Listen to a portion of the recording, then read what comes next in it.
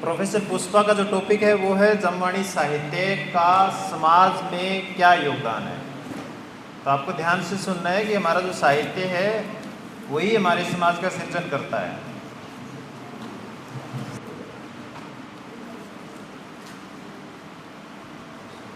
गुरु जम्बेश्वर भगवान की मंच पर विराजमान मुख्य अतिथि महोदय, जमवाणी संस्कार शिविर आयोजन समिति के सदस्य और उपस्थित श्रोतागण, आप सभी को मेरा सादर प्रणाम।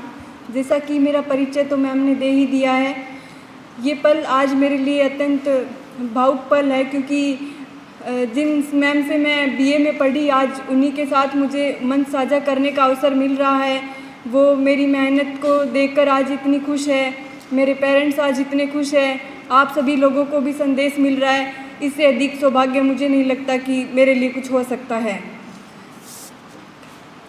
जैसा कि मैम यहाँ पर है तो मेरे लिए थोड़ा सा, क्योंकि अपने गुरु के सामने ही अपनी प्रतिभा का प्रदर्शन करना एक शिष्य के लिए बहुत नर्वसनेस वाला पल होता है, पर फिर भी मैं खुश हूँ कि आज मैम के साथ, जैसे ही मैं पहले भी अंदर बैठी मैम के साथ, तो मुझे ऐसा लगा कि शायद इससे बड़ा पल मेरे लिए, अगर मैं आईएएस भी बन जाऊं तो शायद वो मेरे लिए नहीं होगा, जहां गुरु के साथ आपको बैठने का बराबर मौका मिले और गुरु भी आपकी भावनाओं से इतना अभिभूत हो कि आप दोनों ही स्वयं भी इतने आनंदित हो और समाज को भी एक संदेश दे रहे हों। जैसा कि आज क्योंकि ये संस्कार शिविर है तो इसमें सभी के विषय तय हैं, तो मेरा जो विषय है उसी पर मुख्य वक्तव्य जो है वो मेरा होगा, जिसका जो सर ने बताया कि जमवाणी साहित्य, उसका सामाजिक और धार्मिक महत्व। तो मैं मुख्य जो अपना केंद्र है वो उस विषय को आधार बनाकर ही यहाँ पे प्रस्तुत करूँगी।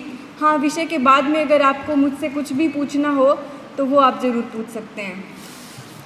तो आज से जैसे लगभग 500 वर्ष पूर्व, जब पर्यावरण संकट है, ग्लोबल वार्मिंग है या फिर प्रदूषण जैसे कोई भी मुद्दे नहीं थे, उस परिवेश में मरुधरा में भगवान जाम्बू जी का अवतरण हुआ और उन्होंने जो संदेश दिया हमें, वो आज भी न केवल प्रासंगिक है बल्कि और अधिक जो रिलेटेबल है वो हमारे सामने उभर कर आते हैं। आज हम देखते हैं वैश्विक चुनौतियों, जिसमें वीगन कल्चर है वो चल रहा है, या फिर उपभोक्तावादी जो समाज है जिसमें बाज़ारवाद की अंधी दौड़ है, उसके बीच में हम अपनी खुद को, हालांकि सफलताएं बहुत है पर हमारी जीवन में सार्थकताएं कितनी हैं वो भी एक महत्वपूर्ण है, वो बिंदु हमारे सामने आता है। तो उसी हम आज, जैसे कि हम बिश्नोई है तो हम न केवल अपनी जो आंकड़े हैं बल्कि गुणवत्ता है उस पर भी ध्यान देने का कार्य करता है। और ये जो संस्कार शिविर का आयोजन है इसी पल में, जैसे गर्मियों की छुट्टियों में, बच्चों के लिए इससे अच्छा मुझे भी लगता है कि कोई और मौका नहीं हो सकता। जैसे हम पैदा हुए तो हमारा भी एक लक्ष्य होता है। जो बाहरी लक्ष्य है वो तो केवल भौतिक आवश्यकताओं को पूर्ति करता है, परंतु हमारा मन का जो मानसिक लक्ष्य है, आत्मिक लक्ष्य है, वो सबसे अधिक महत्व है, वो रखता है। एक देश के लिए अगर हम बात करें, क्योंकि हम सबसे पहले जैसे व्यक्ति से ऊपर हम एक राष्ट्र के भी नागरिक हैं, हम एक समाज के भी नागरिक हैं, तो हमारा समाज में होने के नाते हमारा क्या दायित्व है। जवाहरलाल नेहरू 1936 में एक सार्वजनिक सभा में कह रहे थे कि उनकी, जैसे आप अगर 12वीं में अगर आप गए हो तो कौन है भारत माता करके एक पाठ आया होगा, उसमें कहते हैं कि ये जो जंगल हैं, नदियां हैं, पहाड़ है या पर्वत है, ये भारत माता नहीं है। भारत माता इस देश की करोड़ों जनता हैं, और भारत माता की जय का मतलब है इस देश की करोड़ों लोगों की जनता की जय। तो आप जनता, आप जो युवा है और भी ज़्यादा जो केंद्रीय स्थान है वो उसमें रखते हैं। तो हमारा उसके नाते क्या योगदान है, हमारा स्वधर्म क्या है। हम जैसे अभी एक स्टूडेंट लाइफ में जी रहे हैं तो उसके नाते हम अपना बेस्ट से बेस्ट विकास कैसे करें, चाहे वो मल्टी डायमेंशनल विकास हो, चाहे वो स्पोर्ट्स में विकास हो, चाहे वो पढ़ाई में विकास हो। अगर हम खुद का विकास बेहतर तरीके से करेंगे, अपने स्वधर्म पे चलेंगे, तभी तो हम देश को कुछ दे पाएंगे, तभी भारत माता का जो जय है वो वास्तव में जय है वो साबित होगी। इसी प्रकार जैसे गुरु जम्बेश्वर भगवान थे तो उन्हीं लाखों भारतीयों में से एक जो प्रबुद्ध जन हैं वो जम्बेश्वर भगवान थे। आज हम कैसे स्वयं में उनके जो गुण हैं, मूल्य हैं, वो विकसित कर पाएँ, उसके लिए हमें अपना बेस्ट है वो देना पड़ेगा। चाहे वो अगर आप खेल रहे हैं तो उस क्षेत्र में हो सकता है, अगर पढ़ाई कर रहे हैं उस क्षेत्र में हो सकता है, कला है तो उस क्षेत्र में भी हो सकता है। तो क्षेत्र अलग है पर हमें अपना है वो जो बेस्ट है वो देना पड़ेगा। तो जैसे कहते हैं कि घट घट मेरा साइयाँ खाली घट ना कोय, बलिहारी उस घट को जा घट प्रगट होए। जिस घट से हमें कुछ सीख मिले वो घट हमारे लिए जो कीमती होती है बेशकीमती हो जाती है। उसी से हमें संदेश मिलता है, समाज को संदेश मिलता है और आत्मिक जो सुकून है वो मिलता है। तो हम खुद में कौन सी क्वालिटीज़ है वो बेटर कर पाएँ, वो हमें और अधिक विकसित करने की ज़रूरत है। इसके लिए जैसे कि मैम ने 3D का बताया, तो उसमें स्वयं का नैतिक जो अनुशासन है और व्यक्तिगत उत्तरदायित्व है वो हमें खुद को समझना और भी महत्वपूर्ण स्थान रखता है। जैसे कि हम अगर विश्व स्तर की बात करें तो विश्व स्तर में जैसे हम देखते हैं कि जैसे बिश्नोई हमारा समाज है वो पर्यावरण के लिए पूरे देश विदेश में ही जाना जाता है। तो हम अपने स्तर पे क्या कर सकते हैं उस पे हमें गौर करना चाहिए। जैसे कि संयुक्त राष्ट्र में जो सस्टेनेबल गोल्स है उन्होंने 17 गोल्स बनाए हैं, जिसके द्वारा क्योंकि अभी जो पर्यावरण में जो है पर्यावरण में जो परिवर्तन है वो तेज़ी से हो रहा है और टेम्परेचर बहुत बढ़ता जा रहा है। तो उन्होंने गोल्स बनाए हैं 17 गोल्स, जिसमें SDG 3 है वो जल पे आधारित है, SDG 6 है वो स्वच्छता पर आधारित है, SDG 15 है वो पर्यावरण पे आधारित है।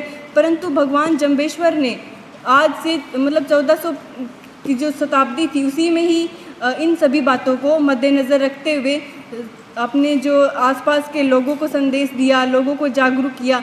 और आज अगर हम 21वीं शताब्दी में होकर भी सोए हुए हैं तो ये निश्चित रूप से हम अपने स्वधर्म से हैं वो दूर होते जा रहे हैं। तो हमें अपना खुद का जैसे अपना व्यक्तिगत विकास के अलावा सामाजिक विकास कैसे करें तो इस चीज़ को हमें समझने की ज़रूरत है। जहाँ तक बात आती है कि आध्यात्मिक जो विकास है, केवल भौतिक विकास है वो भी मायने नहीं रखता।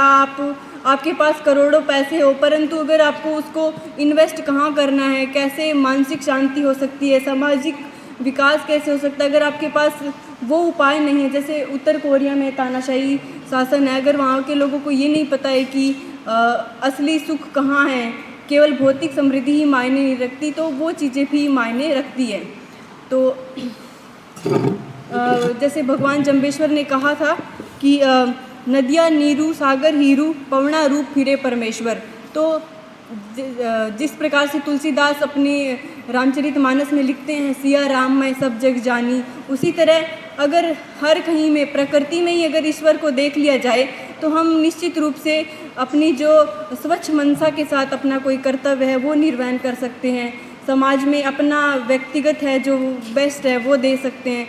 तो इस प्रकार से हमें भी अपनी जो एक व्यक्तिगत स्तर पे है वो प्रयास करने चाहिए।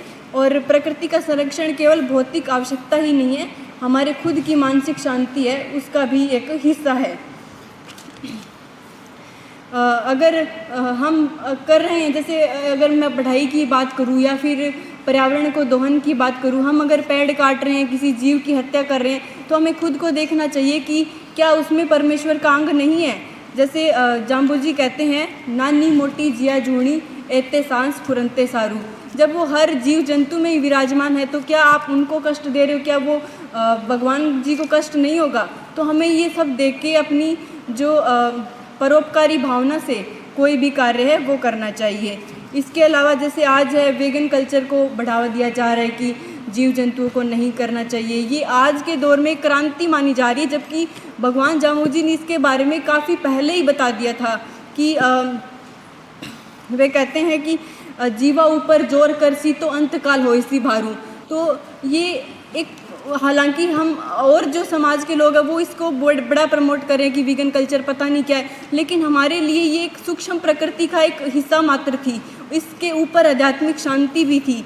जबकि हाँ, अगर हम बच्चे होकर भी इस चीज़ को वैल्यू ना करेंगे तो और लोग हमारी क्या वैल्यू करेंगे। तो सबसे पहले हमें इन बातों को समझना है, अपनी खुद की जैसे शब्दवाणी आप उनमें रोज़ उनमें नए अर्थ खोजने का प्रयास करो कि क्या कहना चाहते हैं, इसमें क्या अच्छी बात है। और अगर हम खुद को जितना पॉजिटिव, मोटिवेट, डिवोशनल रखेंगे, उतना ही हम खुद को और ज़्यादा बेटर एज अ ह्यूमन है वो पाएंगे। तो हमें ये चीज़ें हैं वो ध्यान रखनी है। इसके अलावा जैसे कहते हैं कि महात्मा गांधी ने कहा था, there is enough for everyone's greed but there is enough for everyone's need but not for greed. यहाँ पेट भरने के लिए सबको संसाधन मिलते हैं, परंतु पेटी भरने के लिए नहीं है। तो एक संयमित जीवन, संतुलित जीवन, अनुशासित जीवन जीने की कोशिश करनी चाहिए और सभी का वेल बीइंग है वो सोच के चलना चाहिए। तभी आप खुद को शांति से, अगर बंदा सो ही नहीं सकता शांति से, तो फिर वो सफलता किस काम की, जीवन में सार्थकता कहाँ है। तो हमें वो चीज़ें भी ध्यान में रखनी चाहिए। और यही एक सामाजिक महत्व भी है कि ये मनुष्य को जो चकाचौंध भरी दुनिया से दूर एक मनुष्य को मनुष्य से जोड़ने का काम है वो करता है। तो ये एक आध्यात्मिक महत्व भी इसको हम कह सकते हैं।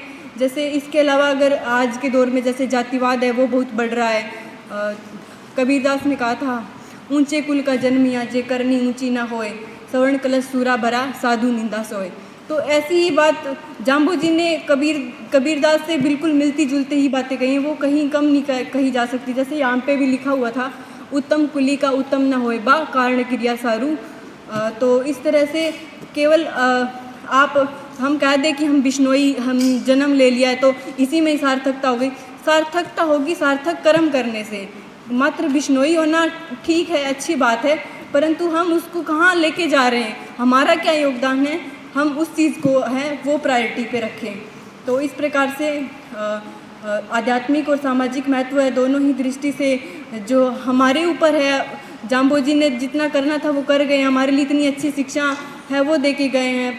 तो हमें खुद को अच्छे से संस्कारित बनाना है, शिक्षाओं को मनन करना है कि इसमें क्या नई बातें हो सकती है, हम क्या कर सकते हैं। तो इस प्रकार से यही हमारी जो है असली जो मनुष्य योनि में जन्म लेने की सार्थकता होगी।